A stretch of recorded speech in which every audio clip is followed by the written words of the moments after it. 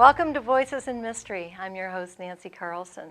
Our first guest has been on this show probably more than any other author. He is Parnell Hall. Welcome back. It's very nice to be here. We have followed your career through many of your novels, and you have yet more novels to bring to the table today. I'd like to talk about the Sudoku puzzle mystery and your relationship with Will Shortz, a well-known fellow. Yes, indeed. In fact, he is so well known that they put his name on the book above mine. That's not fair. Tell our audience who I think Will it's wonderful. Shortz is. Will Shortz is the crossword puzzle editor of the New York Times, and he has his own series of very successful Sudoku books. And when I was going to do this, I had never done Sudoku before. It's the first time that Cora Felton, the puzzle lady, has to deal with Sudoku. She's the crossword puzzle lady. Right. And since Sudoku was hot, the publisher decided that we should bring this in, and I didn't know how to construct them. I had no clue whatsoever. So I asked Will Shortz if he would have time to construct some puzzles for the book, and he did. And he constructs all of these Sudoku puzzles that appear in this book. Now, for our audience, tell everyone who Cora is. Cora Felton is the puzzle lady. Now, Cora Felton has a nationally syndicated crossword puzzle column. However, it's her picture on the column, but she can't construct crossword puzzles. She can't even solve them. She doesn't know anything about crossword puzzles. It's just she has a sweet face, and her niece, Sherry Carter, who actually constructs them, uses her. She's the Milli Vanilli of the crossword puzzle. So which one is the amateur sleuth? Cora Felton is the amateur sleuth. She's very good at solving crime. She's terrible at solving crossword puzzles. In this small town of Baker Haven where she lives, there are crimes, more crimes than you could shake a stick at, and believe it or not, every one of them seems to come attached with a crossword puzzle. So the police are constantly coming to her and saying, "There's a crime and it has a crossword puzzle. Can you solve it?" And of course she can't. She has to run and get her niece, Sherry Carter, to solve it for her and stall the police off. However, she's very good at solving the crime.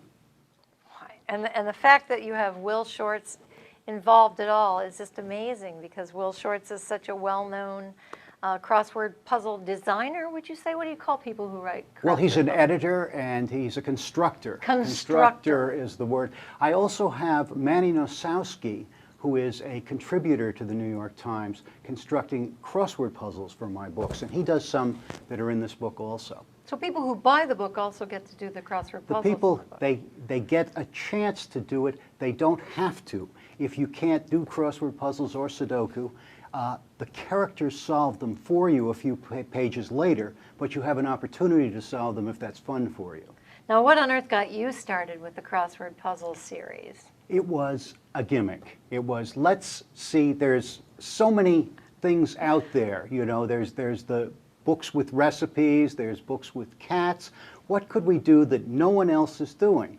And it seemed like crossword puzzles were the thing. Of course, at the same time that I submitted my manuscript, Nero Blank was submitting a crossword puzzle, and there's another series out there of crossword puzzles at the same time. Well, that just allows people to buy double the number of books, right? It works for me. That's good. You have other series, though, that you're interested in. My first series involves Stanley Hastings, a private investigator. This is the latest one, which is entitled Hitman. It's the 16th in the series.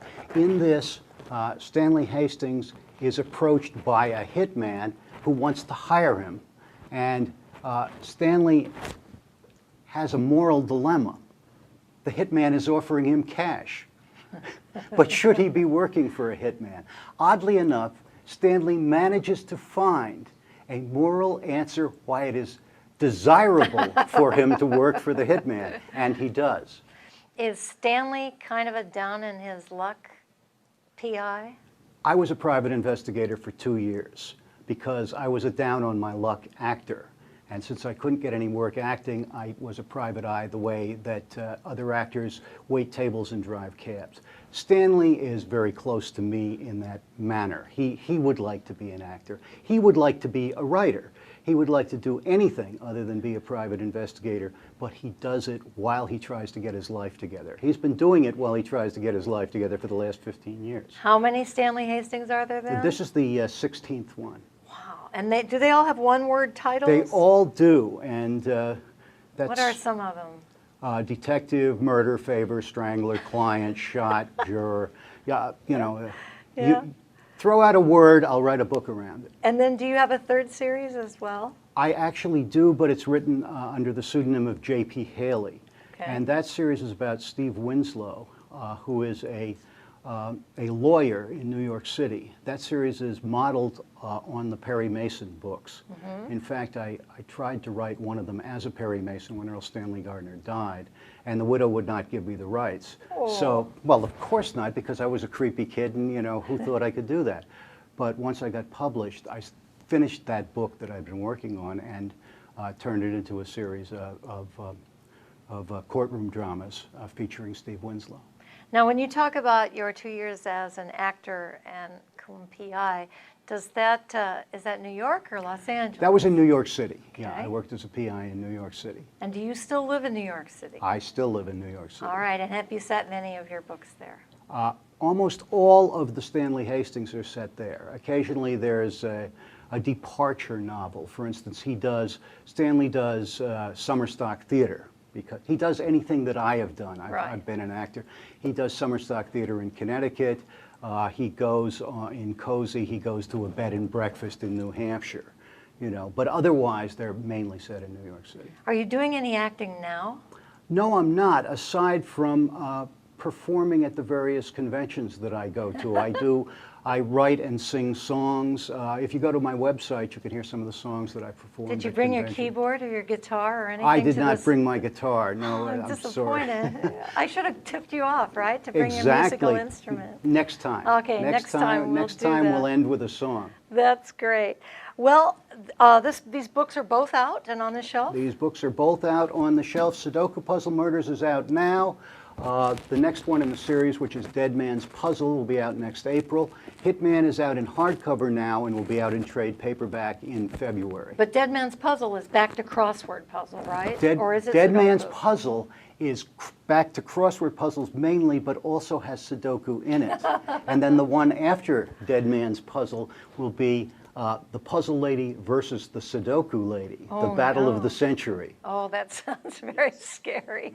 Parnell Hall, thank you so much for being with us My again. pleasure. It's fun to have you every year, and I appreciate it very much. So pick up Parnell Hall's books, and that's Voices in Mystery.